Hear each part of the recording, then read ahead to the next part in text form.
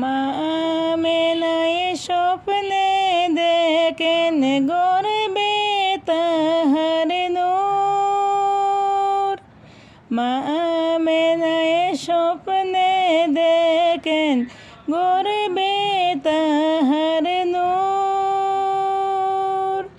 সেই নূরেরই নাম ডাকেছেন মুহাম্মদ রাসূল।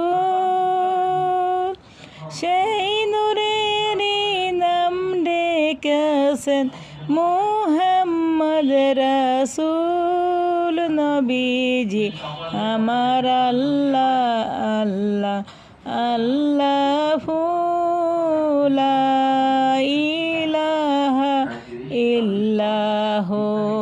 আমার আল্লাহ আল্লাহ আল্লাহু লা ইলাহা ইল্লাহু।